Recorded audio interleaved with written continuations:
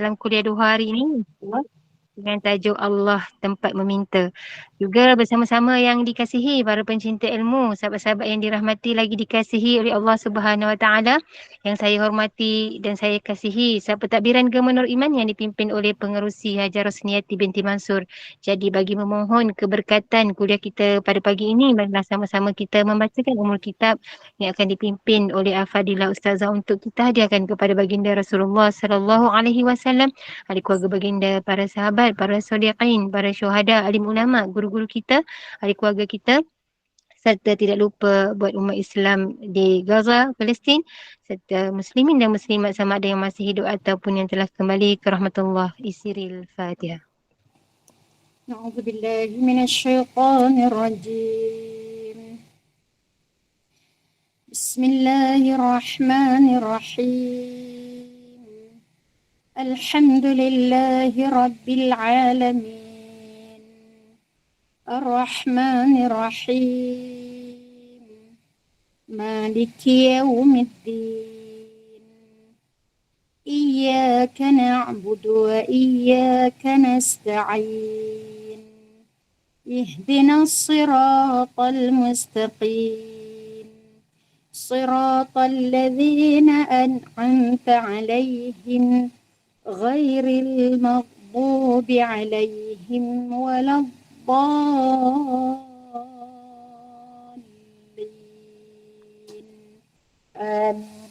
آمين آمين يا رب العالمين. Amin ya rabbal alamin. Moga Allah memberkati, merahmati kuliah kita pada hari ini. Saya dengan penuh ta'zim menyerahkan kepada Al-Fadilah Ustazah. Falyatafaddal mashkura Ustazah. Bismillahirrahmanirrahim. Subhanaka la ilma lana illa ma 'allamtana innaka antal alimul hakim wa la haula wa la quwwata illa billahil aliyil azim. Rabbi yassir wa la tu'assir wa tammim bil khair, amma ba'd. Assalamualaikum warahmatullahi wabarakatuh. Kepada MC kita pada hari ini, Kak Amira Suhana. Terima kasih kepada pengerusi kepada Gema Nur Iman iaitu Kak Rosniati yang menjemput Ustazah pada hari ini. Allah lah yang mengikat hati, yang memanggil balik kan, setelah lama tak bersua di dalam Gema Nur Iman. Alhamdulillah. Dan kepada sahabat-sahabat daripada Gema Nur Iman dan juga daripada kongsi tadabbur yang ada depan mata Ustazah sekarang ni, lebih kurang dalam 90 orang. Alhamdulillah, semoga Allah merahmati hidup kita dunia dan akhirat insya-Allah. Dan untuk tajuk kita pada hari ini, Ustazah nak membawa dengan tajuk Allah Tempat Meminta. Okay, itu tajuk yang Ustazah bagi. Iaitu apabila kita tengok Allah Tempat Meminta, ATM. Biasa kalau kita buat ATM ni, kita nampak apa? Tempat ambil duit. Tempat ambil duit kan, macam tu. Tapi kita dah mula melihat ATM, Allah lah tempat meminta, bukan bank tempat kita meminta kan. Dan Allah lah bank segala-gala bank. Kita nak tukar mindset kita, walaupun nampak selama ni mungkin kita nampak ATM tu duit kan, tak tempat ambil duit, tapi rupa-rupanya kita nampak ATM, kita ubah maknanya adalah Allah tempat meminta. Jadi belajar wa yatafakkaruna fi khalqis samawati wal ardh. Serta kita sentiasa menjadikan orang yang sentiasa berfikir untuk relate, bawa diri kita kepada Allah Azza wa Jalla. Kan? Contohnya kalau kita tengok bunga kita nampak apa? Pertama, selain daripada kita nampak kebesaran Allah, tapi kita melihat bagaimana Allah cerita tentang bintang yang berada di atas langit itu. Kan? Seperti bunga. Subhanallah. Jadi kita melihat satu kebesaran daripada Allah Azza wa Jalla. Di hari ini kita nak bawa daripada siri tadabbur Al-Quran, sebab Ustazah betapa lemahnya Ustazah dengan Quran. Sebab itulah Ustazah sentiasa membawa dalam siri kuliah Ustazah adalah tadabbur Quran. Sebab Ustazah tahu Ustazah lemah. Lalu sebab tu Ustazah memaksa diri Ustazah untuk cuba memahami Al-Quran dalam kehidupan dan dalam hidup di Ustazah ni. Okay, sekarang kita perhatikan sahabat-sahabat yang ada Quran. Okay, boleh buka Quran daripada surah Al-Imran ayat 160. Okay. Adakah siapa yang nak baca? Koklah Bonda Rosniati sendiri nak baca. Ada tak Ustazah tak nampak ni nama muka ni? Ayat berapa Ustazah? Satu apa? Muka surat 160. berapa Ustaz? Muka Muka surat surat 160. 71. Muka surat 71. Ya betul. Ayat 71. 160. Cuba ya Ustaz. Ustazah. Boleh. Tapi Ustazah nak minta yang baca tu kena buka gambar. Ustazah minta maaf sangat. Memang Ustazah tahu Gema Nur Iman ni banyak ustaz-ustaz kan. Jadi biasanya tutup gambar. Tapi Ustazah tak berapa suka buat kuliah orang tutup gambar. Ustazah suka orang buka gambar. Sebab Ustazah tahu bahawa Ustazah ni perempuan yang ikut join kelab Ustazah juga adalah perempuan. Okey Kak Siti, Kak Tima, Ummi Rahimah. Jadi Ustazah rasa lebih dekat touching walaupun kita duduk jauh. Tapi dengan sebab kita nampak muka tu rasa macam dekat je. Okay. Tapi berbezalah kalau yang buka tu ustaz, tak payahlah nak buka sebab ustaz tu nampak habis semua lubang-lubang hidung kita pun dia nampak. Kan? Betul Ustazah. Ayat ke berapa Ustazah? 160. Kita tengok. 160. Siapa nama cuba tunjuk gambar penuh. Ustazah tak nampak lah. Rosniati. InsyaAllah. Sebab Bonda Rosniati. lepas dekat nampak dekat dahi je tadi. Tak berapa perasan. Okey, sorry. Okey. Nampak dia lalat dah tu. Jelas dah. Ni kucing banyak atas meja. A'udzu billahi minasyaitonir rajim. In yansurkumullahu fala ghaliba lakum wa in yakhdhulkum faman dzalladzi yansurukum min ba'di wa 'alallahi falyatawakkalul mu'minun. Sadaqallahul azim. Alhamdulillah, bagus. Alhamdulillah. Cuma Ustazah tegur satu je lah. Okay? Boleh Ustazah. Apabila Kak Rosniati baca, fala ghalibalakum, muncung dia mulut gha tu. Jadi kita huruf gha, kita tidak memuncungkan mulut. Tidak ada huruf kecuali huruf waw je. Kita memuncungkan. Betul Ustazah. Jadi kita akan baca fala gha. Kita menekan fala ghaliba lakum. Ya, alhamdulillah. Sama-sama.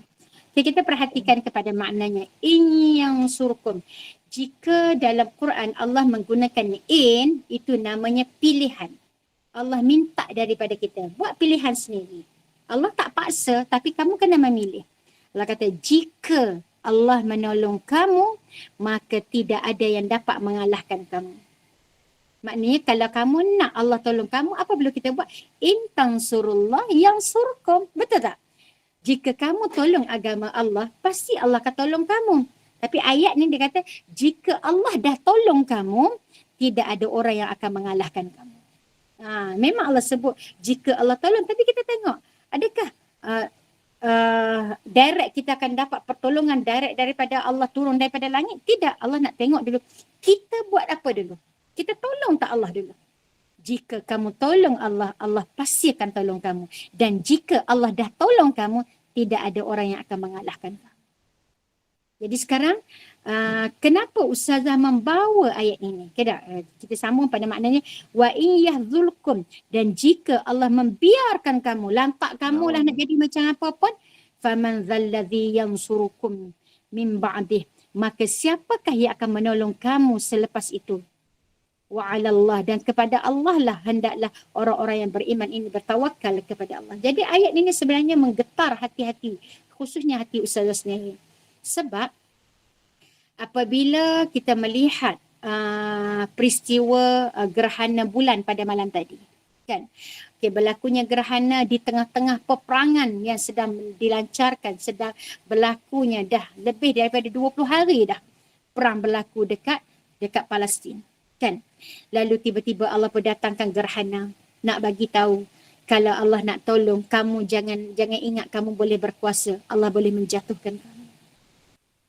Kan? Jadi Allah nak bagi tahu. Sekarang kita tengok bagaimana tentera Al-Qassam telah menolong agama Allah, mempertaruhkan nyawa, diri, harta, segala-gala yang ada, sehingga kan Allah membuktikan kepada kita bahawa perjuangan mereka benar, iaitu apa dia? Darah-darah mereka berbau. Subhanallah, subhanallah, subhanallah. Jadi ini membuktikan kepada kita, lalu Allah lah yang menolong dengan memberikan bauan-bauan syurga ini untuk dihidup oleh semua penduduk bumi. Masih tidak percayakah? Masihkah kamu melihat bahawa orang-orang yang berjuang ini dia telah mati? Tidak. Sesungguhnya orang-orang yang mati syahid itu dia tidak mati. Bahkan dia tetap hidup. Subhanallah, subhanallah. Jadi kita pada hari ini dengan memahami kepada ayat ini, siapa Allah tempat kita meminta tu? Jika Allah dah tolong kamu, siapa Allah yang menolong kamu? Macam mana? Sebab tu dalam bab kita nak membawa ayat ini, yang mana kita sebut ihdinas siratal mustaqim, tunjukkanlah kami jalan yang lurus wahai Allah. Iyyaka na'budu wa iyyaka nasta'in, hanya kepada Engkau kami meminta dan hanya kepada Engkau kami minta tolong. Jadi siapa Allah itu?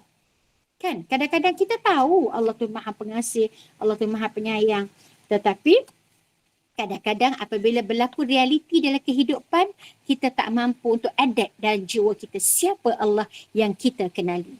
Jadi Allah tempat kita meminta, kita melihat. Ustazah nak membawa kisah-kisah daripada buku daripada Fatul Salahuddin. Tidak. Dia membawa kisah untuk menggambarkan kepada kita Allah, siapa Allah yang kita kenali. Okay, pertama kita tengok. Ustazah tersentuh tidak bagaimana kisah Allah yang telah menolong seorang hamba ini. Dia cerita bagaimana keperluan hidup dia sangat terdesak dan duit dia tak cukup. Biasa tak berlaku dalam hidup kita? Nak musim zaman sekarang kan.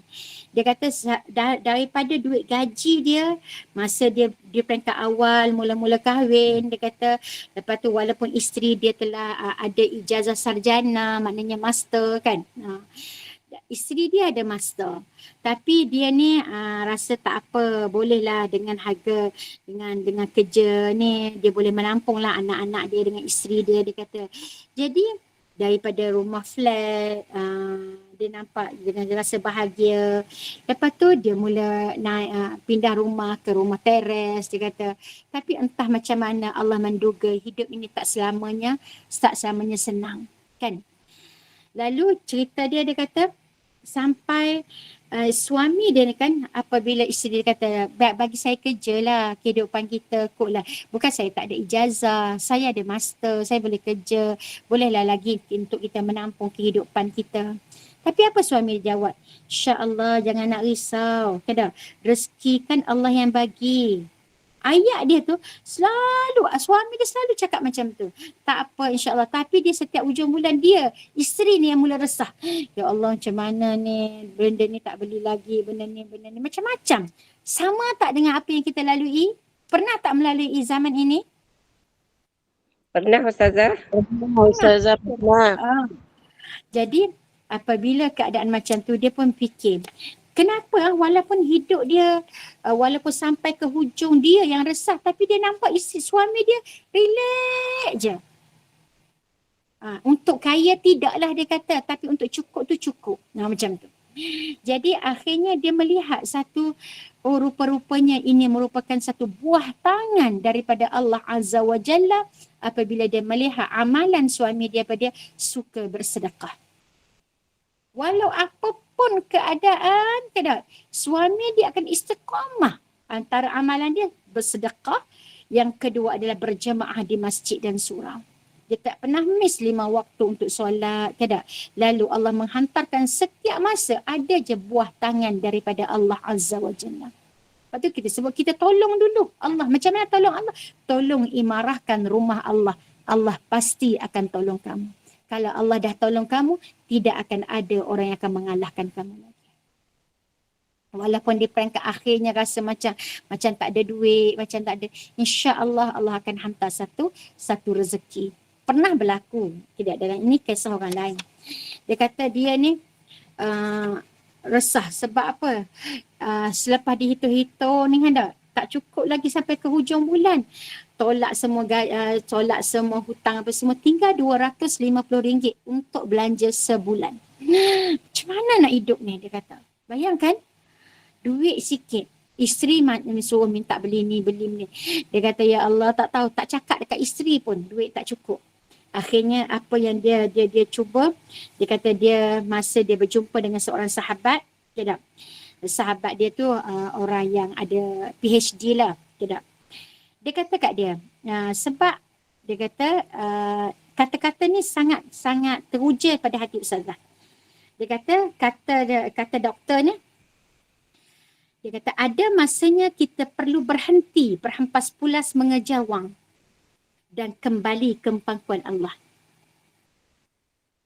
Allah sengaja bagi dalam hidup kita ni rasa masa sempit. Masa tu apa perlu kamu buat? Jangan paksa untuk bekerja. Tapi berilah masa untuk Allah. Sebab sengaja Allah skip dalam hidup kamu ada ujian. Sebab Allah nak suruh masa lebih banyak untuk Allah Azza wa Jalla. Kamu tolong dulu bagi masa untuk Allah. Allah pasti akan bagi masa untuk kamu. Bayangkan. Lalu apa yang dia buat? Dia kata tempoh kembali kepada kepangkuan Allah inilah yang beliau namakan sebagai tempoh ada masa kita yang sembunyi. Biar duit pula bekerja untuk kita. Apabila kamu beri masa dengan Allah, kamu akan melihat bagaimana duit bekerja untuk kamu, dia kata. Jadi kawan dia tadi, dia kata apa? Tengok, dia kata saya sekarang tunjuk depan mata saya dapat geran 4 juta, dia kata. Geran bukan pinjaman atau loan, maknanya beliau tidak perlu bayar balik wang berkenaan. Dan dengan apa yang saya dapat geran ini, saya akan buat kilang bertaraf GMP, amalan perkilangan baik yang akan digunakan untuk usahawan-usahawan. Sebab apa? Niat dia bahawa dia sedang membantu kepada pekerja sektor-sektor ini, memberikan ruang kepada orang lain dapat pekerjaan. Allah pun terus datangkan rezeki untuk dia. Tapi ada masa kita perlu pergi kepada Allah, melutut di hadapan Allah. Lalu apa yang sahabat ni buat? Yang sahabat yang diuji oleh Allah ni kan, dia kata apabila dia masa tu dia nak pergi, dia tengah stres, masa tu hujan. Kawan-kawan office semua pergi makan. Dia pun kata, oh hujan, aku dah tak boleh nak pergi kantin ni, tak apalah. Dia kata orang semua tak ada. Dia pun ambil kopiah dia ambil wuduk, dia pun solat. Lepas dia solat, kena subhanallah.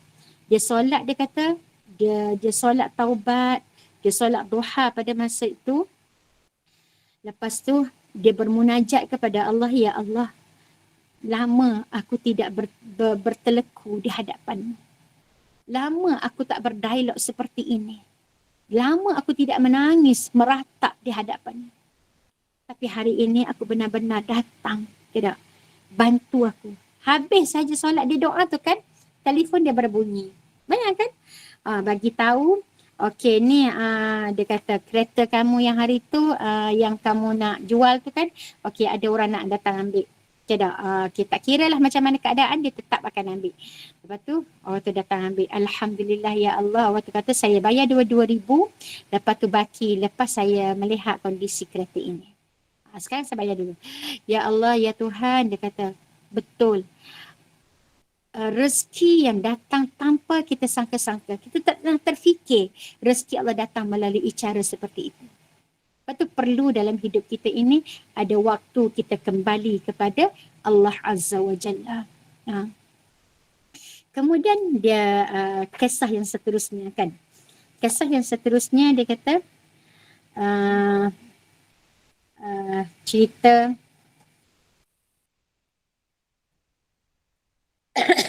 tentang Abu Bakar As-Siddiq. Di sini Ustazah baca direct cerita dia.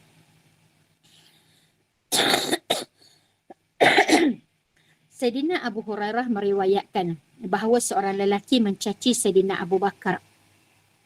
Sedangkan Nabi SAW duduk berhampiran dengannya. Baginda gembira dan tersenyum di atas celaan yang berterusan daripada orang itu. Sedangkan Abu Bakar terus bersabar. Pelik tak bunyi dia tu? Abu Bakar ni kena caci. Nabi duduk sebelah, Nabi senyum je, gembira je. Ada maknanya tak ada lah bela. Apabila orang tu begitu banyak mencaci, maka Sayyidina Abu Bakar menjawab sebahagian daripada cacian itu. Kerana itu Rasulullah sallallahu alaihi wasallam menjadi marah. Lalu bangun dan beredah daripada situ. Masa Abu Bakar diam, sabar, Rasulullah senyum je. Masa Abu Bakar balas, Rasulullah marah kat Abu Bakar, Rasulullah pun lari. Tinggalkan Abu Bakar seorang-seorang. Abu Bakar pun mengikuti atau mengekori Nabi sallallahu alaihi wasallam lalu bertanya, "Wahai Rasulullah, selama dia mencaci saya, Tuan terus duduk je dekat saya. Tapi apabila saya jawab je apa yang dia kata tu pun saya tak jawab habis, saya jawab sikit je. Nabi terus marah dan terus bangun dan tinggalkan saya sendirian."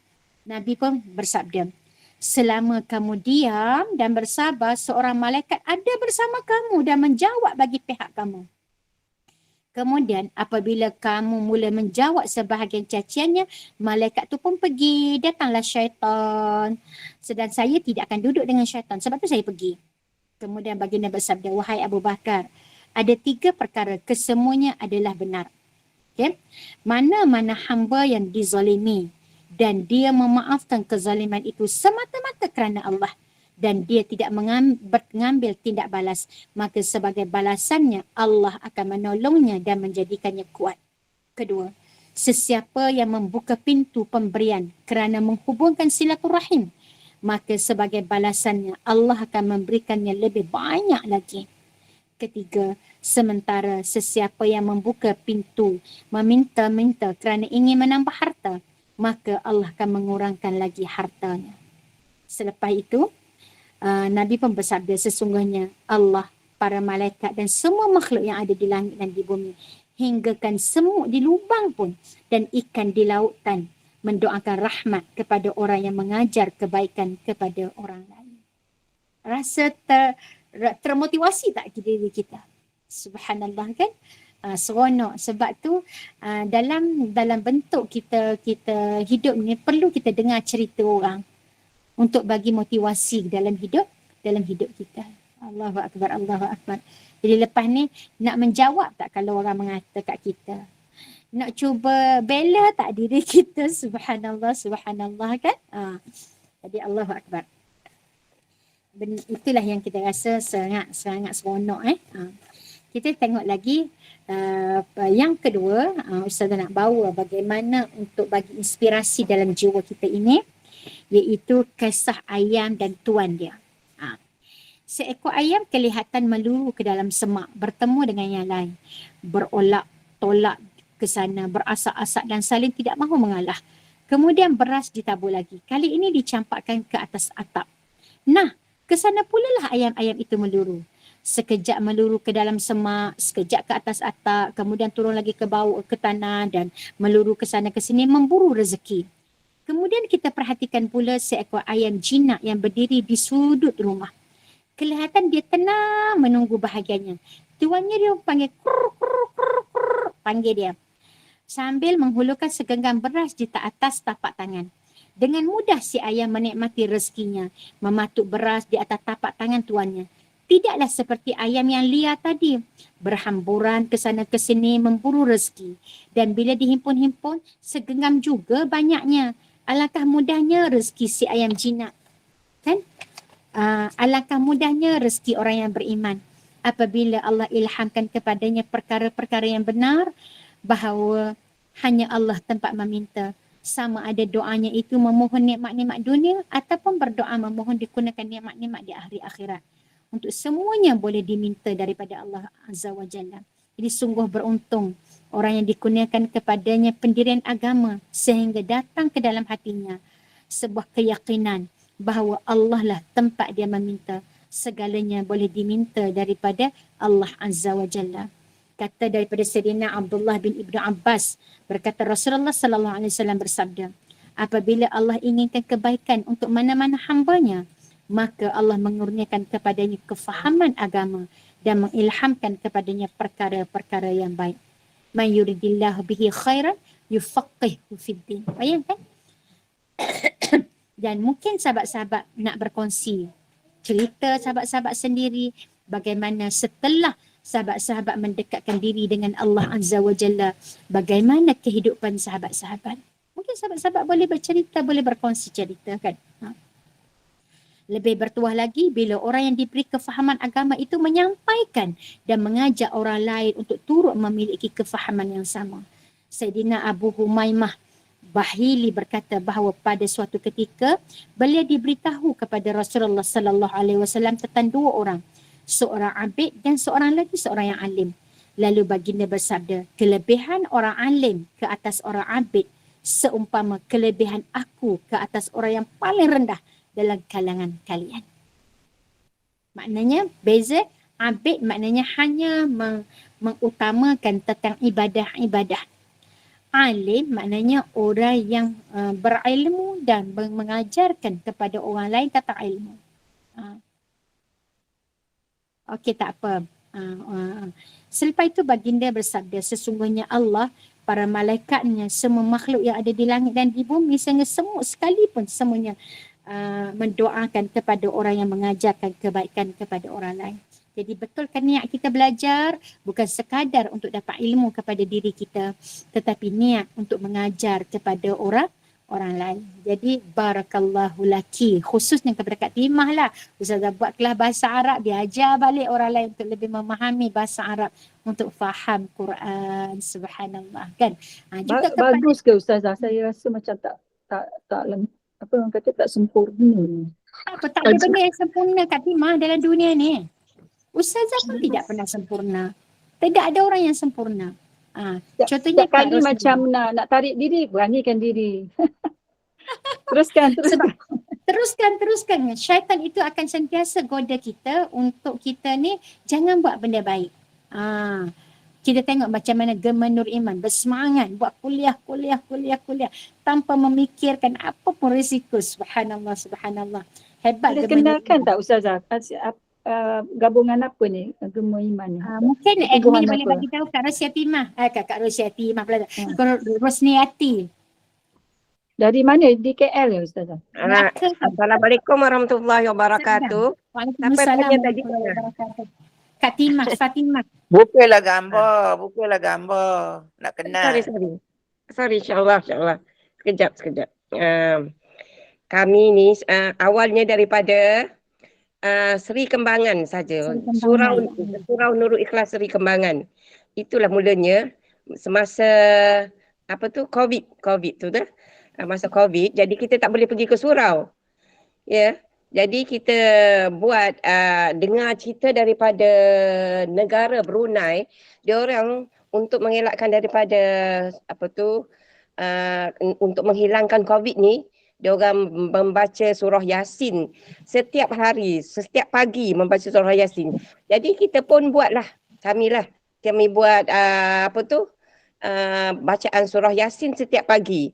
Bermula daripada 8 orang, lepas tu bertambah 6 orang, 7 orang.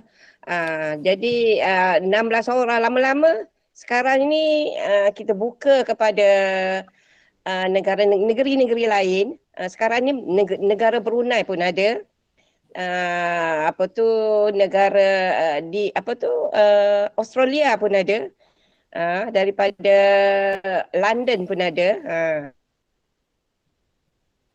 Sarawak. Singapura. Minta maaf ya, saya lupa nak sebut Singapura. Singapura pun ada. Indonesia. Indonesia. Begitulah mulanya. Sampailah sekarang dan kita mendapat ahli jawatan kuasa yang rajin lah. Rajin dan bijaksana, insya-Allah. Tambah gaya tambahnya. Amin. Ceritalah aktiviti selain daripada buat Yasin pada waktu pagi tu. Sebab dia orang ni nak tahu ni. Kak Jumini tu daripada mana? Indonesia kan? Saya daripada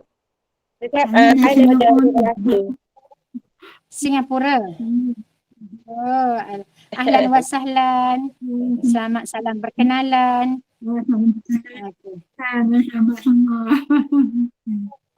Masya-Allah. Lepas tu, selain daripada kita membaca Yasin, sekarang ni kita tambah dengan kuliah-kuliah. Kita jemput ustazah, ustaz asatizah daripada berbagai negara. Ada yang dari Al-Ustaz, banyak yang daripada Johor Bahru. Ramai yang daripada Johor Bahru, dan Selangor sendirilah. Dalam Selangor sendiri untuk memberi kuliah lah. Kita ada juga imam masjid negara, ada 2 orang kita punya imam masjid negara yang beri kuliah. Hari ni ustazah ni menggantikan imam masjid negara Ustaz Nazri, Muhammad Nazri Mustaqim. Hari ni dia tak dapat berkuliah, jadi kita jemput Ustazah Suraya. Teringat ustazah lama dah tak jemput. Jadi minta maaf ustazah ya. Masa tu bonda dalam idah. Jadi tak dapatlah nak apa tu nak. Suami meninggal bila? Suami meninggal pada 24 hari bulan April.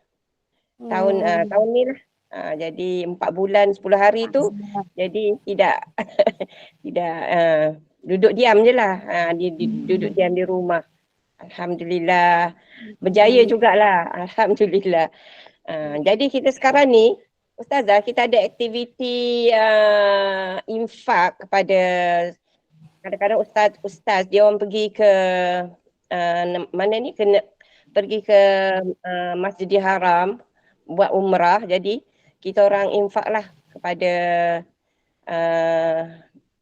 ustaz tu untuk dia orang infak, dia pula menginfak kepada jemaah-jemaah di Masjidil Haram dan Madinah.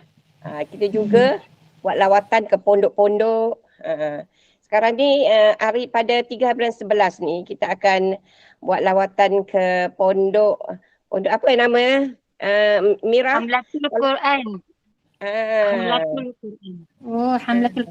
Hamlatul Quran. Nanti kirim salam ke Dr. Ashraf Suwarin. InsyaAllah. Dr. Ashraf Suwarin. Okey. Kita akan buat lawatan lah. Betul-betul. Sebab dulu anak ustazah pun sekolah dekat Hamlatul Quran. Lepas tu aktiviti lain pada bulan Ramadan lah banyaknya kita buat bacaan tadarus Al-Quran melalui online, dan kita buat 1 hari 1 juzuk pada bulan Ramadan, dan banyaklah buat apa lagi yang kita buat ini bacaan apa tu bukan forum. Kita ada buat forum kita panggil lah asatizah daripada sekarang ni semua melalui online lah. Semua melalui online. Cuma ada sekali je kita buat tidak online, iaitu tahun lepas kita jemput Ustaz Eliyid Aminin ke sinilah ke Selangor ni, dan kita raikan dia punya hari jadi, dan kita dah beri ceramah dekat hotel dekat sinilah, insya-Allah, dan ramailah hadir insya-Allah. Alhamdulillah. Dekat surah Ikhlas tu dia memang tak buat kelas lah sekarang. Sekarang dah buka kelas dah. Alhamdulillah. Dah buka kelas. Insya-Allah. Dah buka kelas. Okey. Terima kasih kita tengok begitu contoh di antara yang depan mata kita melihat. Allah ini apabila kita tolong agama Allah, kan, Allah datangkan pertolongan yang tidak kita sangka-sangka. Mana kita menyangka, mungkin Kak Rosniati pun tak menyangka kan yang akan join itu daripada negara-negara luar, kan? Betul, betul. Sesuatu yang memang kita tidak menjangka. Itulah dia ukhuwah yang Allah bagi. Jika kamu buat kerana Allah, buat untuk tolong agama Allah, menyebarkan atas nama kalam Allah, Allah pasti akan menyatukan hati-hati kamu. Dan Allah akan bagi untuk berkenalan dengan sama-sama sebahagian daripada kamu juga. Subhanallah. Semoga Allah memberkati usaha yang telah dibuat, insya-Allah. Dan ustazah juga akan bawa jemaah umrah pada bulan 12 nanti.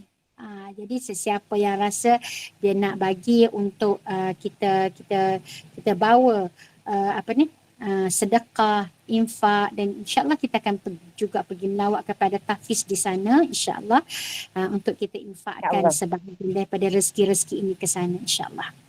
Insya-Allah ustazah. Okey. Kemudian kita melihat bagaimana Allah yang maha mendengar kan, sebab kita sebut Allah ni dia adalah asmaul husna Allah kan. Kisah dia kita sebut kat sini. Kejap. Sebelum nak masuk cerita tu, saya nak ambil bahagian lagi, iaitu kehidupan sebatang pokok di dalam pasu dulu. Ini adalah untuk membangkitkan perasaan dalam jiwa kita bagaimana apabila kita kembali kepada Allah, Allah akan tolong kita dan tidak ada orang yang akan mengubahkan kita. Mari kita perhatikan, dia kata, mari kita perhatikan kehidupan sebatang pokok di dalam pasu. Apakah yang dapat kita perhatikan? Ya, hanya di dalam pasu itulah kehidupannya. Akarnya akan menjala ke sana ke sini, namun sekitar di dalam pasu itulah rezekinya. Pun begitu, pokok dalam pasu itu tetap hijau kan, tetap subur dan berbunga indah. Kemudian mari kita perhatikan pula kehidupan sebatang pokok yang tumbuhnya di tepi longkang. Apa yang dapat kita perhati? Pokok itu lebih besar, lebih subur, bukan main lebat lagi bunga dan buahnya. Dan apabila kita perhatikan dengan teliti, akarnya bukan main lagi, jauh menjalar. Begitu jauh sehingga melintasi sempadan tanah tuannya. Begitu jauh sehingga sudah tidak kenal hak siapa. Katakanlah pada suatu hari nanti tuan punya pokok mahu berpindah rumah dan segala pohon tanamannya mesti dicabut dan dipindahkan. Pohon manakah yang mudah dicabut dan dipindahkan? Apakah yang tumbuh di tepi longkang atau yang hidup di dalam pasu? Dalam pasu. Dalam pasu kan? Jadi aduhai, bila difikir-fikir sangat, apalah sangat hebatnya kehidupan sebatang pokok di tepi longkang. Biarpun kelihatan hebat, berkuasa, bebas, namun dia tidak akan kekal. Lebih perik lagi bila segalanya akan ditanya, ke mana akan menjala dan mengapa. Ditanya, ke mana kamu nak kembali? Ke mana akan menjala? Daripada mana kamu dapat air ini? Subhanallah.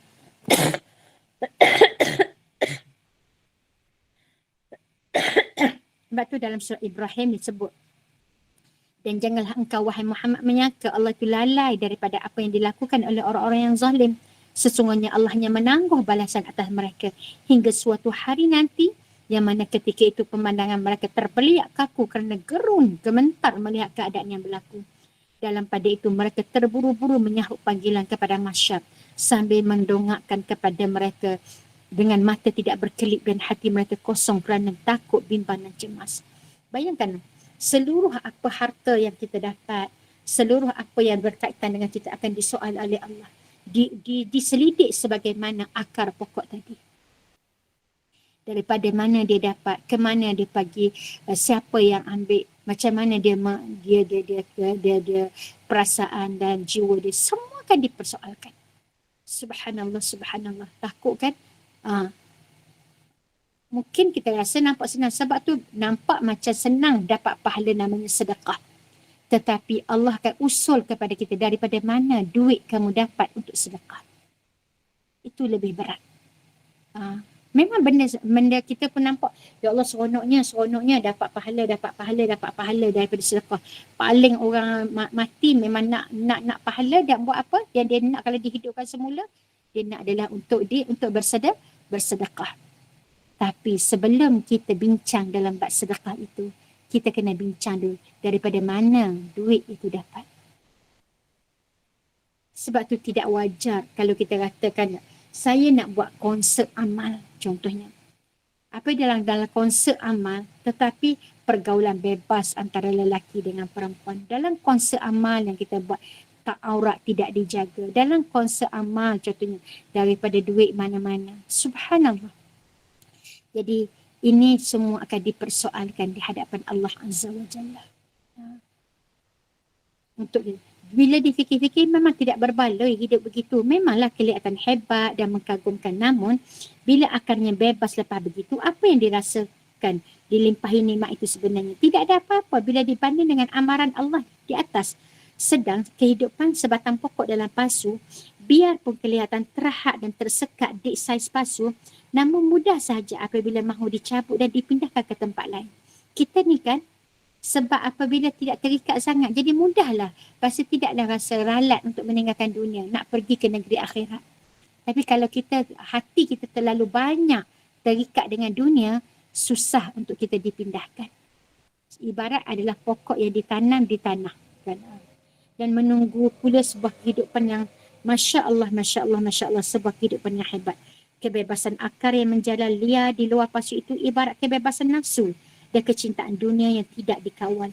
Tetapi akar yang berlengkar di dalam pasu adalah ibarat nafsu yang terdidik, terkawal dan diatur oleh iman yang membawa kepada keberkatan pada kesudahannya. Allah berfirman, sesungguhnya orang-orang yang bertakwa akan ditempatkan di tempat tinggal yang aman sentosa, iaitu di dalam beberapa taman syurga dengan mata air yang terpancar padanya. Mereka memakai pakaian daripada kain sutera yang halus dan daripada kain sutera yang tebal bersulam. Mereka sentiasa berhadapan di atas singgasana masing-masing. Demikianlah keadaannya dan kami jadikan teman mereka adalah bidadari-bidadari yang putih melepak, lagi luas cantik matanya. Mereka meminta di dalam syurga itu tiap-tiap jenis buah-buahan yang mereka inginkan dalam keadaan aman sentosa.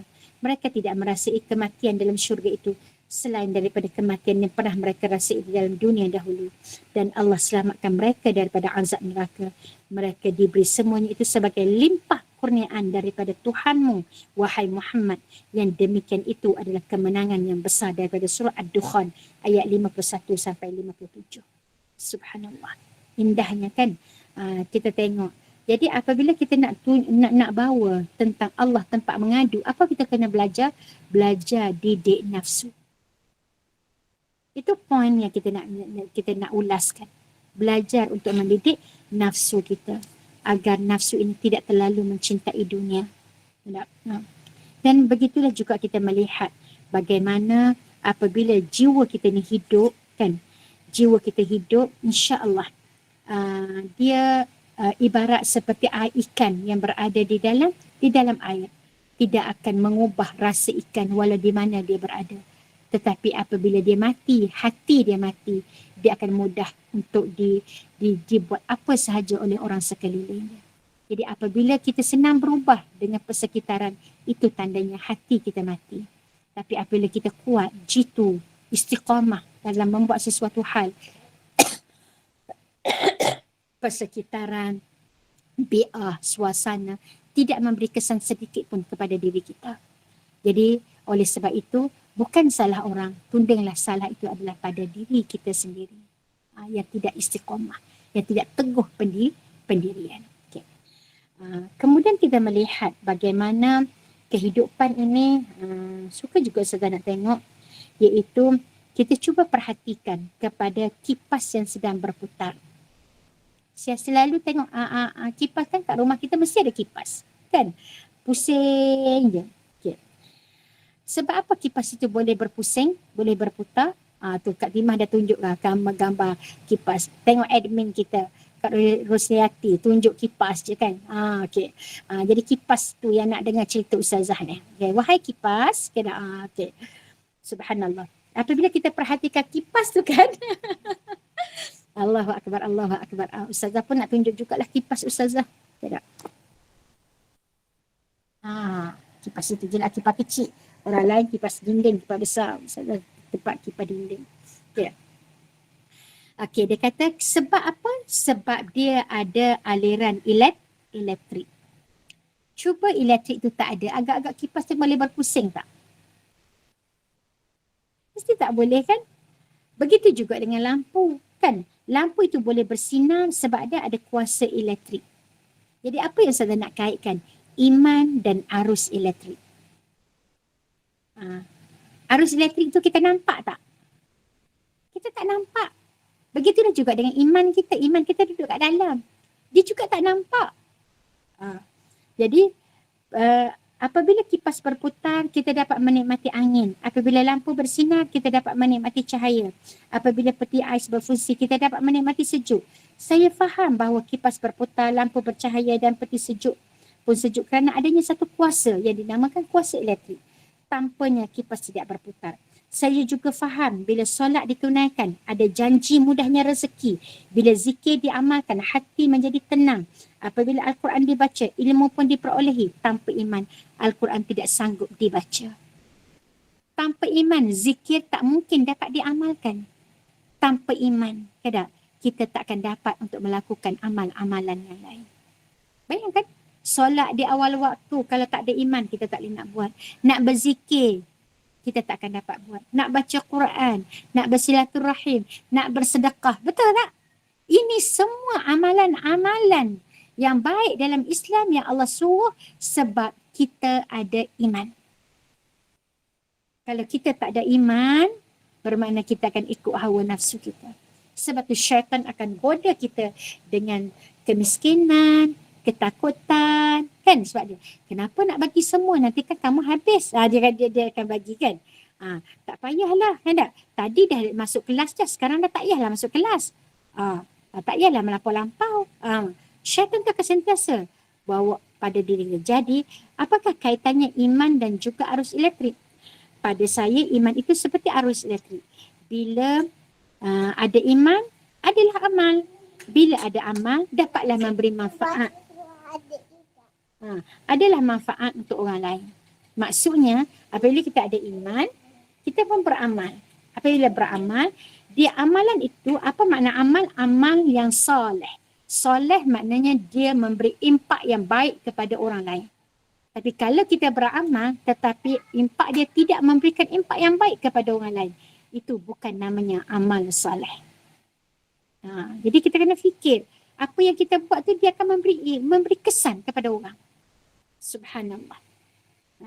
Takut-takut apa yang kita buat, dia tidak kesan pada orang. Contohnya lah, kita nak baca Quran. Ya tak? Okey, kita pun masuk dalam bilik, kita pun baca Quran. Buat tak amal soleh? Buat amal soleh. Tapi tak ada orang pun dengar, kita je dengar. Jadi satu rumah yang lain, yang dia dengar TV, yang dia main handphone, yang dia tengah makan, bergelak ketawa. Kita buat lah, maknanya kita hanya untuk diri kita sendiri. Bermakna apa yang kita ada iman, kita ada amal. Tapi dia tidak ada namanya amal soleh yang memberi kesan kepada orang lain. Jadi rugi tak? Rugi. Sebaik-baik kita, apabila kita dah ada iman, kita boleh beramal dan dia memberi kesan kepada orang lain. Iman, bahasa mudahnya dia kata, memang betul, sungguh penting iman ini. Dengan iman dapatlah mendirikan solat, dapat buat segala-galanya. Maka iman itu ialah percaya dan yakin. Maka kini fahamlah saya mengapa Nabi SAW menanamkan iman ke dalam para sahabat selama 13 tahun di Mekah. Dia tak suruh lagi dalam bab beramal. Bayangkan, dalam bab puasa, dalam bab buat benda muamalat. Belum lagi. Tapi dia hanya menanamkan iman.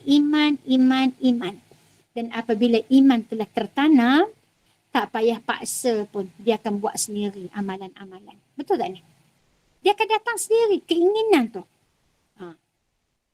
Tapi nak sampai kepada iman tu yang paling payah. Kita hari ini lebih menjuluskan kepada amal. Belum kepada iman. Buat dulu, buat. Apabila kita kata buat, kan tak? Tapi untuk dapat namanya kemanisan beramal, bukan benda yang senang. Kalau dah buat dalam keadaan malas, agak-agaknya dapat tak merasai kemanisan? Tak.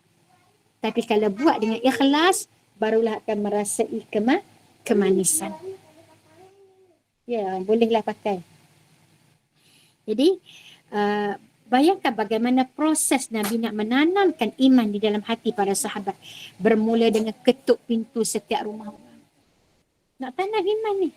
Begitulah kita pada hari ini nak tanam iman. Ketuk handphone orang, setiap orang. Betul tak ni? Hantar WhatsApp orang ni. Hantar WhatsApp ke orang ni. Ada kelas. Bayangkan, ketuk. Sebab orang ni apabila kita hantar dalam bentuk grup, kadang-kadang dia tak nak baca. Tapi apabila kita hantar secara personal, oh kawan aku ingat kat aku ni, dia ajak aku pergi. Kan tak? Macam ajak personal, dia lebih dihargai.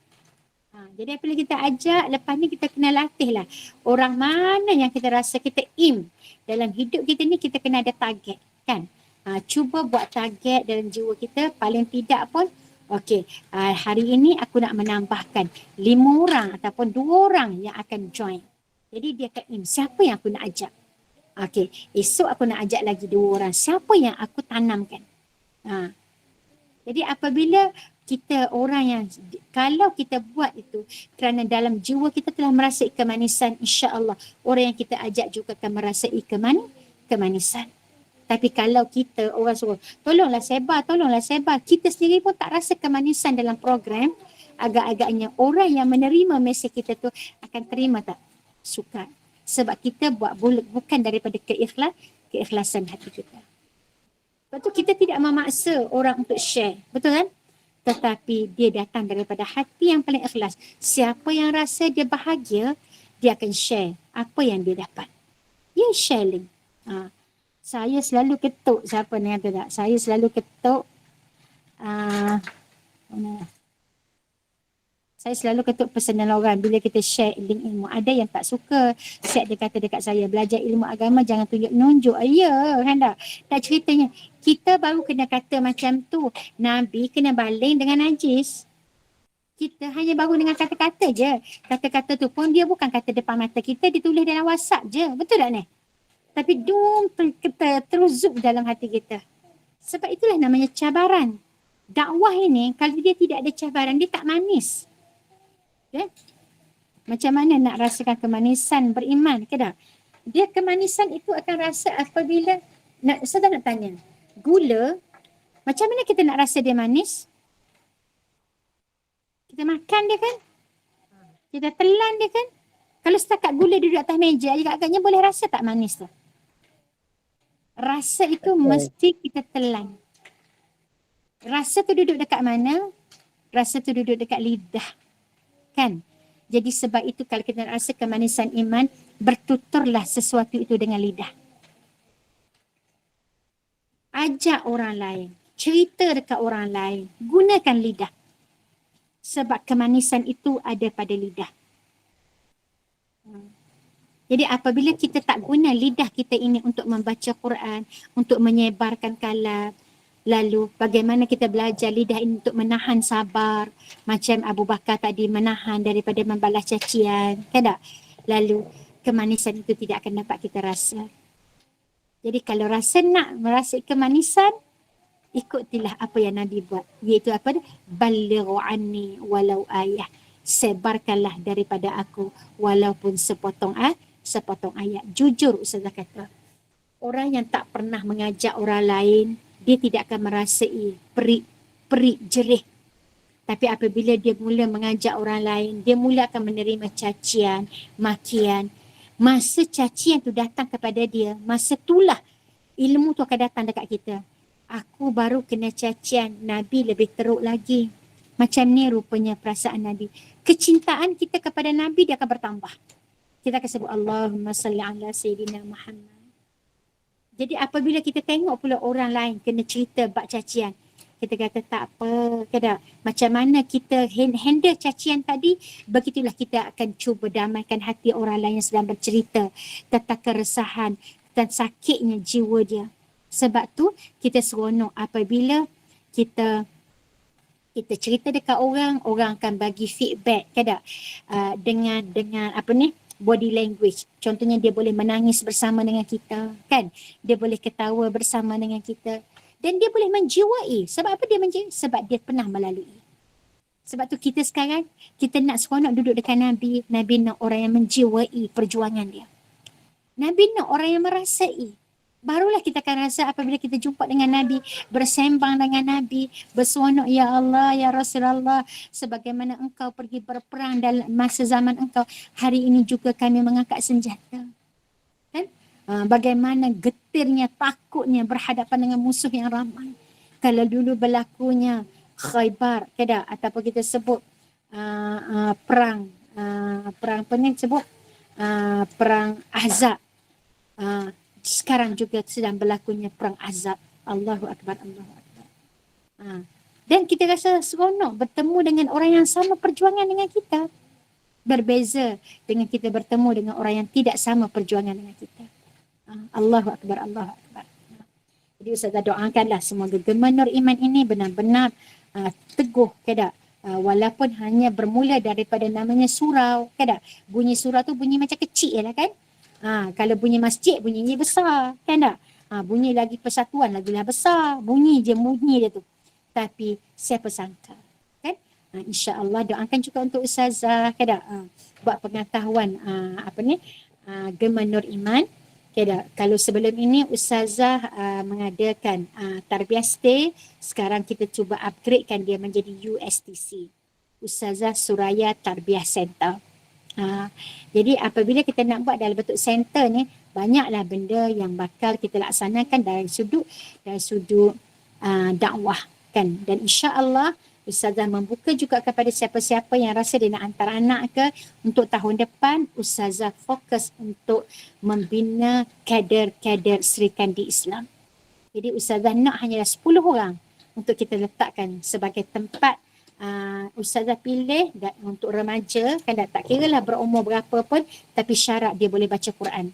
Untuk Ustazah terapkan dia menjadi orang yang boleh menguasai Quran. Bukan setakat boleh baca Quran, boleh tadabbur dan tadzakur Quran, boleh memahami isi daripada Quran dan boleh menyampaikan tentang isi Quran ini kepada masyarakat. Dan kita nak ubah supaya dia adalah orang yang berakhlak dengan akhlak Al-Quran, insya-Allah. Jadi Ustazah tak target besar. Ustazah tahu Ustazah ni lemah. Jadi Ustazah target hanyalah 10 orang sahaja untuk tahun hadapan. Jadi boleh buka pada siapa yang nak hantar, tak kira lah jauh macam mana pun, dengan handphone kita akan terasa dekat. Betul tak? InsyaAllah. Tapi khas untuk perempuan sahaja. Ustazah tak buka kepada lelaki.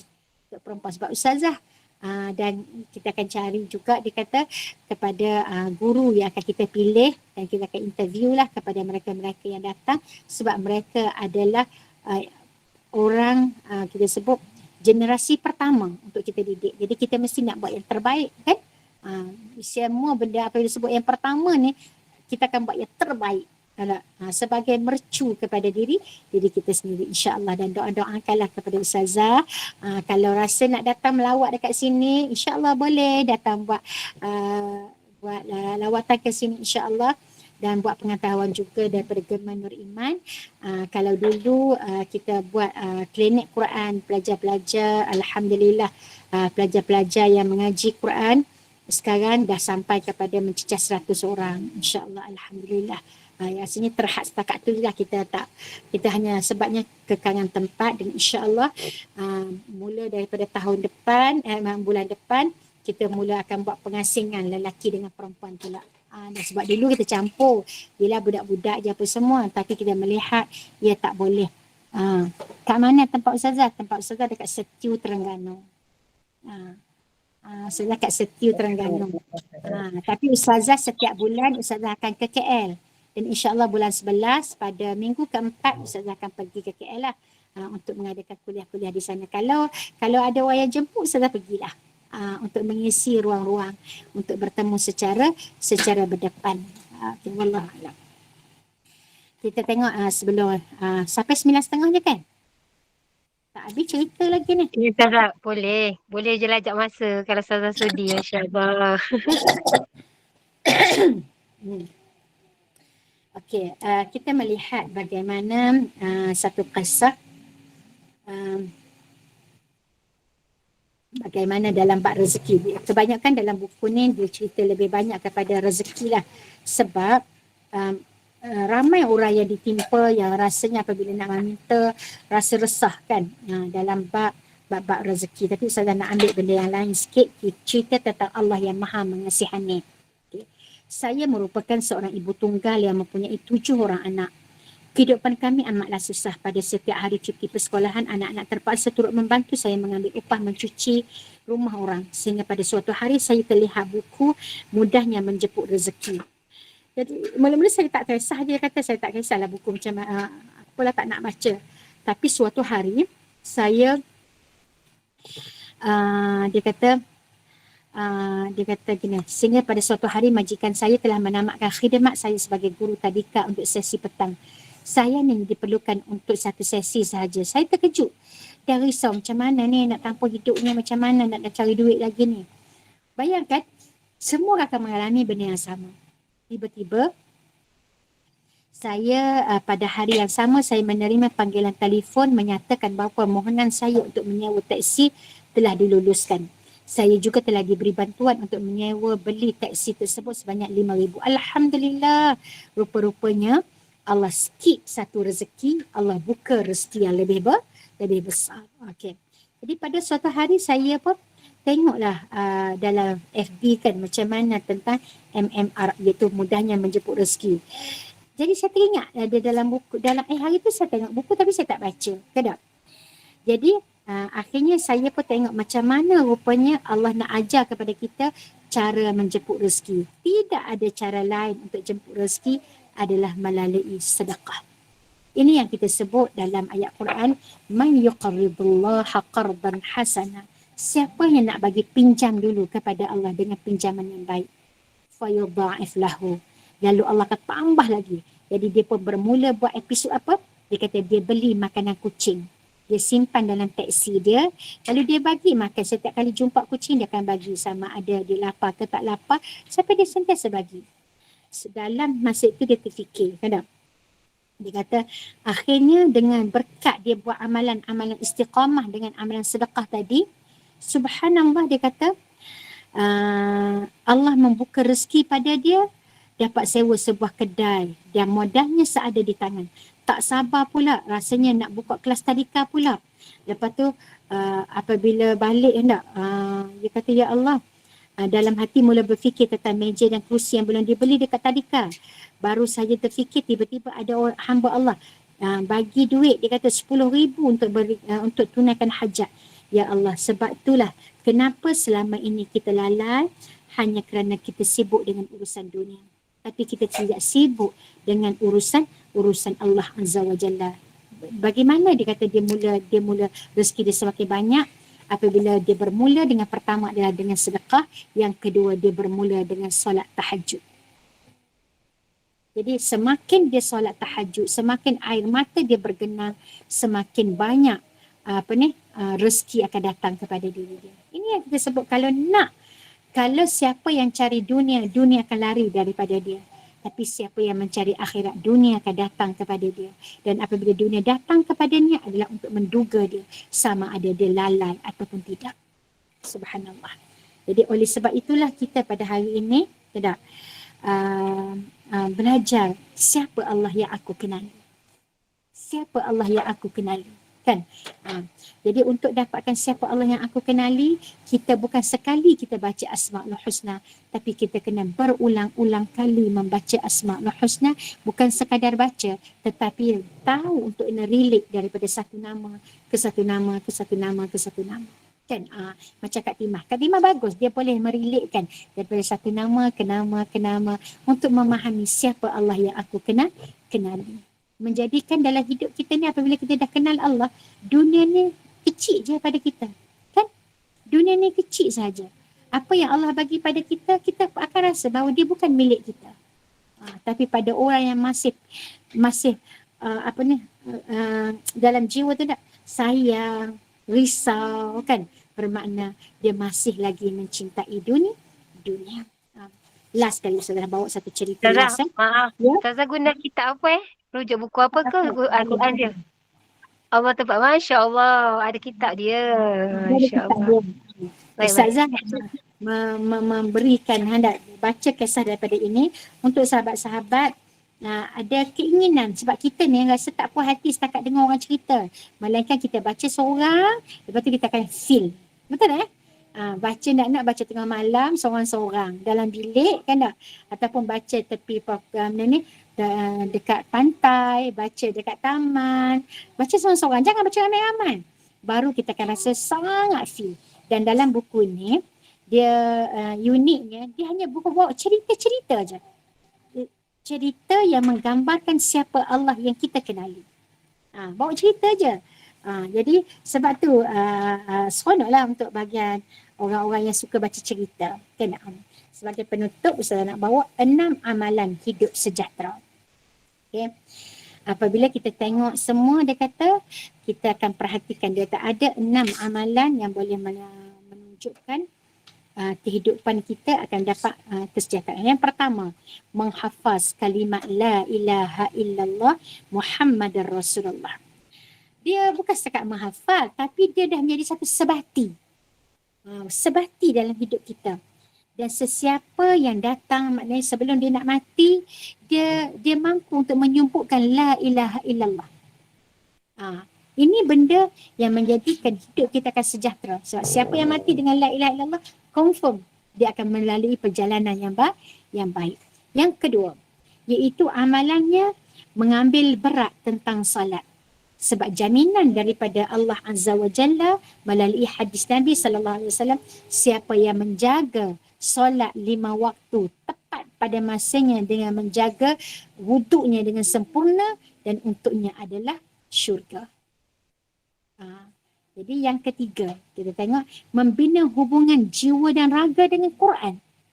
Jadi kita kena ada proses macam mana kita dah baca tadi kan, kita tengok pengalaman daripada admin kita sendiri bagaimana bermula dengan Yasin saja, ayat Quran, lagu Allah pun membuka ruang-ruang kan.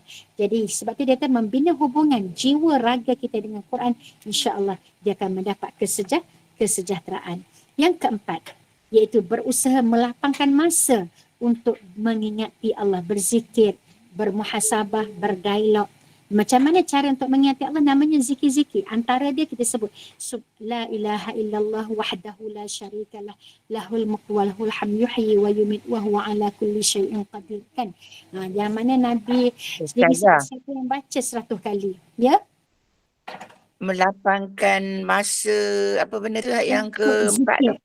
Untuk mengingati Allah, untuk berzikir kepada Allah. Dengan bahasa lain, zikir dan fikir. Bukan sekadar sebut je, tapi berfikir dan berzikir. Lepas tu yang kelima, menganggap setiap orang Islam adalah saudara kita. Jadi kita akan ambil berat tentang orang lain. Kesian dia. Oh, tak boleh macam ni.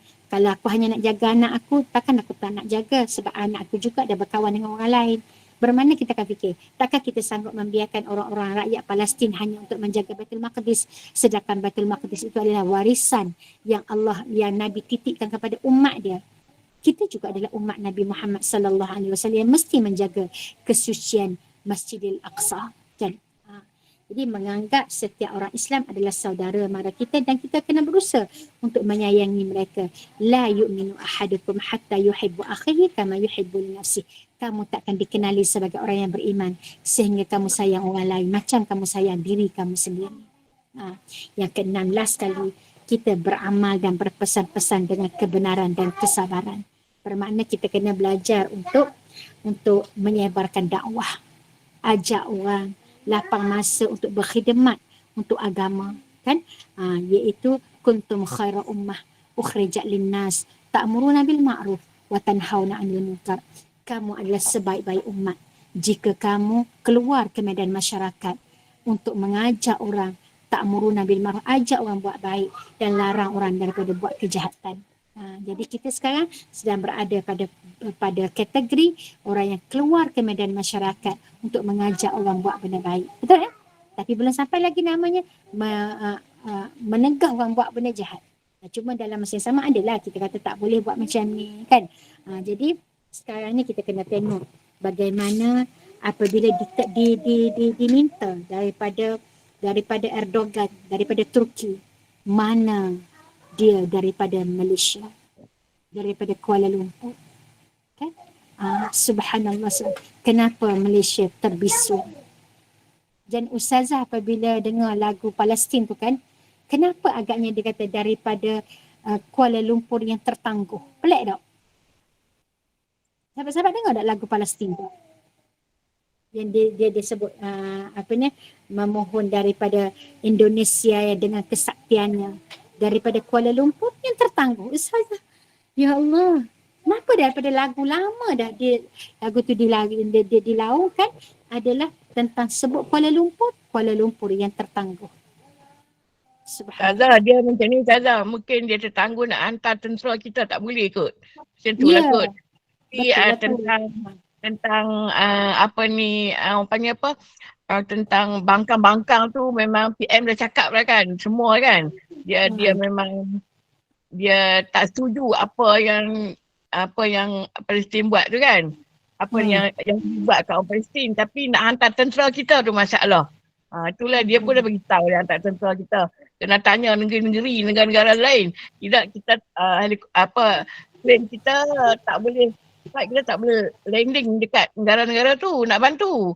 Itu masalah tu, tak tahu lah apa lagi masalah. Yang tu saya faham yang tu lah kan. Terima kasih Ustazah. Okey. Subhanallah, subhanallah.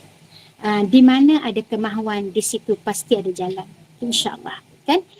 Kalau ada kemahuan, insyaAllah di situ pasti ada jalan yang akan kita lalui. Jadi kita doakan moga-moga Malaysia antara orang yang berkemahuan dan berkehendak. Kan? InsyaAllah Allah pasti akan tunjuk jalan kepada rakyat kita, kepada Malaysia insyaAllah. Dan kita tengok hari ini rakyat Malaysia benar-benar okay? Allah titikkan dalam jiwa nak sangat membantu kepada Palestin. Tidak daripada rakyat. Tapi negara-negara Islam Ustazah, kalau kita fikir kan, negara-negara Islam, negara Arab ni keliling dia tu kan, sepatutnya lagi bantu. Tapi mereka tak mau hantar tentera mereka. Mereka cakap ya, support Palestin, tapi macam Malaysia lah support. Semua nak support, kita bagi dengan cara duit dan doa lah kan. Tapi negara-negara keliling tu tak mau bantu. Itu yang masalah dia. Kan? Sebab mereka sebenarnya mereka tidak bersatu. Sebab tu orang Palestin kata kan tentang Arab. Kan? Nur buka kamera Nur. Okay, Masya Allah. Moga-moga Allah tanam dalam jiwa kita tidak akan berhenti. Kan tidak akan berhenti untuk niat. Kalau engkau mentakdirkan aku mati, matikanlah aku sebagai para syuhada di jalan. Dan sekarang peluang untuk syahid ada depan mata kita. Tapi bukan bermakna untuk kita mati katak. Kita tak ada kemampuan. Kita kalau nak pergi, kita kena diberi latihan dulu. Kan tak? Macam mana latihan, macam mana Brigade Al-Qassam. Orang-orang yang nak masuk tentera Al-Qassam bukan calang-calang sahabat-sahabat. Kan tak? Sebab ada pelajar-pelajar yang nak masuk, memang dia kena di training dulu. Dan training yang pertama adalah hafaz Quran. Brigade Al-Qassam semuanya adalah penghafaz Quran. Bayangkan. Betul. Saya dengar betul juga. Mereka penghafaz Quran semua. Mereka penghafaz Quran. Mereka tidak ada benda lain. Sebab tu Brigade Al-Qassam dia kena kuat dalam jiwa dia. Jiwa dia kena kuat dulu. Lepas tu barulah dari sudut dia didik dari sudut ketenteraan fizikal dia kena kuat.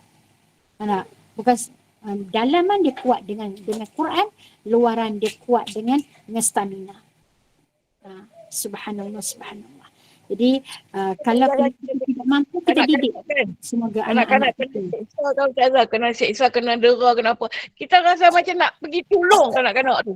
Kita kat Malaysia ni rasa macam tak tahu cakap lah macam mana. Saya nak gambarkan kawan-kawan kita pun mesti ada perasaan macam saya.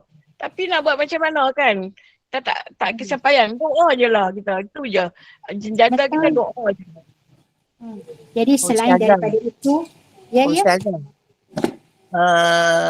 Daripada pengalaman Ustazah berapa lama duduk di Jordan, mungkin Ustazah ada mengutip sedikit pengalaman-pengalaman perangai orang Arab ni lah maksudnya.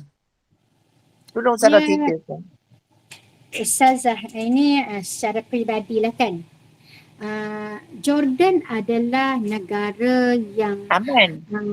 Jordan ni, Ustazah dia belajar kat Jordan. Jordan sebelah dia dengan Palestin, dengan Israel tu. Ustazah kalau naik pergi ke sempadan dia, Ustazah Bukit pernah Golan tu jauh tak dengan Ustazah? Daripada mana? Daripada Jordan dekat Bukit Golan tu, Bukit Golan kita boleh nampak je. Apabila Ustazah dekat tidur, Ustazah pernah lah tidur rumah orang Arab dekat sana kan. Pergi rumah orang Arab, rumah dia tu hampir dekat dengan sempadan Israel kan. Jadi apabila kita orang malam-malam tidur atas sutuh kan, atau tidur atas sutuh, naik atas sutuh, nampaklah bangunan-bangunan, lampu-lampu berkelip dekat Palestin. Jadi disebutlah jadi malam-malam subhanallah bunyi anjing bersahutan, bayangkan. Jadi untuk kita nak faham budaya Arab ni macam ni. Arab ni dia juga terbahagi macam Malaysia. Okay dah. Ada orang yang mutadayyin, ada orang yang sosial. Arab ni. Dan negara Arab Jordan ini pendidikan dia adalah di bawah Israel. Oh. Jadi dia sebab tu dia apabila belajar sana kena ambil bahagian askari. Dia susunan semua maknanya di bawah naungan dia. Sebab tu dia takkan kacau lah. Dan dia Israel ni dia akan dapat bekalan air daripada Jordan lah. Dapat bekalan air.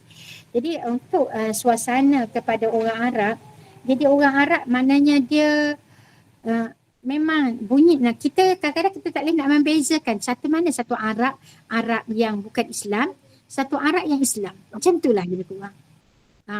Sebab apabila musim sejuk semuanya tutup kepala juga. Orang Arab pun ada yang jenis Arab yang mutadayyin tu kita boleh nampak lah yang memang pakai furdah. Yang lainnya memang yang tak pakai kan, yang hidup bersosial. Jadi suasana Jordan ni dia lebih moden lah. Jadi kalaulah mengatakan pada hari ini negara Arab, sebab seakan-akannya mereka macam telah dibelilah oleh Israel. Wallahualam, itu peribadi Ustazah lah segala sebut. Jadi tapi walau bagaimanapun ada yang ustaz-ustaz yang Ustazah punya kat sana, contohnya anak Sa'nya Hawa kan, penulis buku, dialah yang akan membuat kuliah-kuliah di bawah tanah untuk membangkitkan semangat supaya jangan tinggalkan agama ini, akan teruskan berdakwah.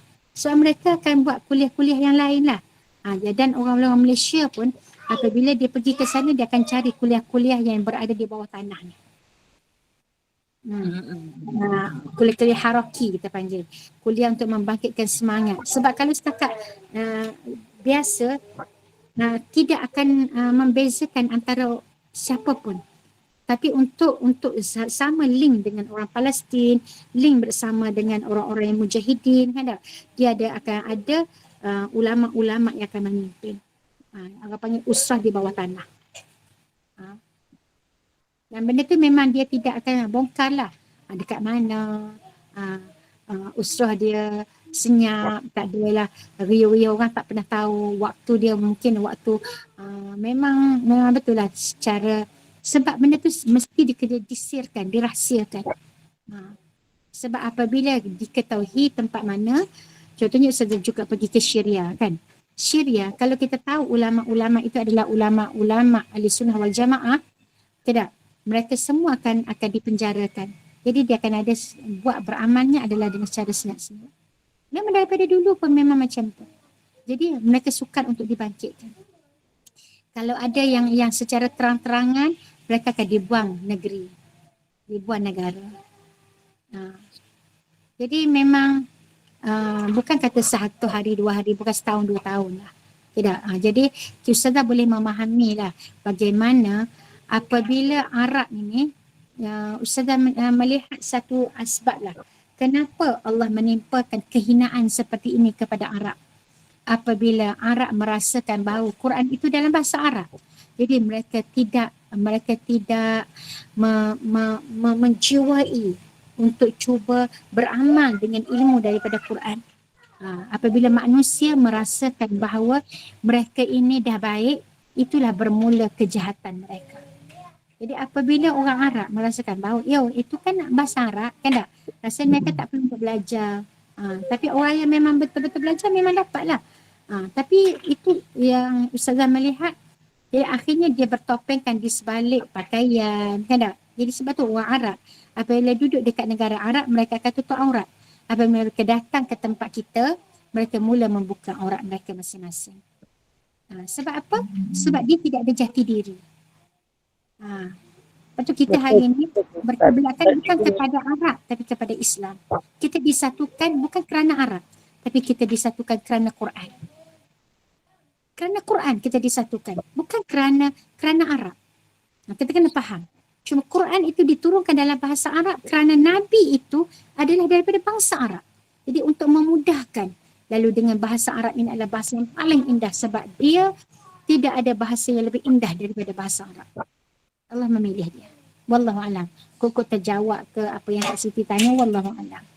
Terima kasih Ustazah. Sama-sama.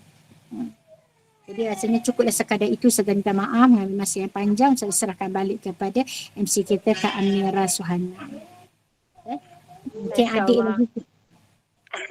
Masya Allah, Alhamdulillah, jazakillah khairan jazak Ustazah hari ini dengan perkongsian yang sangat baik, Masya Allah. Apa yang kita dapat hari ini untuk Allah. Kita bukan cari masa, tapi untuk Allah kita kena bagi masa. Allah tempat kita mengadu. Seperti saya cakap tadi, kipas tu tak boleh pusing sendiri. Tak boleh bagi sejuk, yang bagi sejuk Allah. Lampu tak boleh bagi terang, yang bagi terang Allah. Suami, isteri tak boleh bahagia, yang bagi bahagia Allah.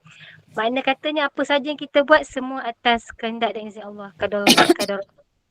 Semoga kita menjadi hamba Allah yang dikasihi, Masya Allah. Mudah-mudahan bertambah kefahaman kita dalam urusan ibadah dan urusan agama kita. Mudah-mudahan barokah, mudah-mudahan Allah kurniakan limpah rahmat kepada kita. Ustazah, sikit apa yang saya faham. Memang kita sedih, memang kita tak suka dengan apa yang terjadi di Palestin. Apa daya kita? Apa yang kita boleh lakukan, tapi sebagai hamba kita jalankan tanggungjawab kita untuk terus solat dan jangan lalai untuk terus berdoa, serahkan kepada Allah kerana apa yang berlaku sekarang ini untuk membenarkan apa yang telah difirmankan oleh Allah di dalam Al-Quran dan disabdakan oleh Nabi Rasulullah SAW. Itu yang kita kena faham. Wallahu alam. Terima kasih kepada tim Gema Nur Iman. Terima kasih kepada sahabat-sahabat pencinta ilmu yang mengimarahkan kuliah di Gema Nur Iman, Masya Allah. Kuliah kita seterusnya pada pukul 8 malam bersama dengan Yang Amat Arif Datuk Abbas bin Nordin dengan hak-hak wanita dalam Undang-Undang Keluarga di Malaysia dan bacaan surah Al-Mulk pada pukul 8 malam ini, insya-Allah. Jadi teruskanlah bersama-sama dengan Gema Nur Iman dengan kuliah-kuliah yang telah disediakan. Semoga memberi manfaat kepada kita di dunia dan juga di akhirat. Dengan ini saya mewakili Gema Nur Iman mohon maaf sekiranya ada sebarang kekurangan dan kesilapan. Yang baik itu datang daripada Allah, yang tidak baik dan kelemahan itu daripada kami sendiri. Kita tangguh kuliah kita. Semoga Ustazah dapat berkuliah lagi dengan Gema Nur Iman, Masya-Allah, dengan izin Allah, insya-Allah. Sebagai menutup majlis, mohon sekali lagi Afadil Ustazah untuk membacakan tasbih kafarah dan surah As. Saya sudahi dengan wabillahi taufiq wal hidayah. Wassalamualaikum warahmatullahi wabarakatuh. InsyaAllah sebelum Ustazah baca tasbih kafarah, Ustazah mengalu-alukan kepada sahabat-sahabat untuk bersama dengan Ustazah pada jam 5 pagi setiap pagi untuk kongsi tadabbur, insyaAllah. Okay. Bismillahirrahmanirrahim. Subhanakallahumma wa bihamdika ashhadu an la ilaha illa anta wa astaghfiruka wa atubu ilaik. Bismillahirrahmanirrahim. Wal 'asri innal insana lafi khusr illa alladhina amanu wa 'amilus salihat wa tawasaw bil haqqi wa tawasaw bis sabr. Assalamualaikum warahmatullahi wabarakatuh.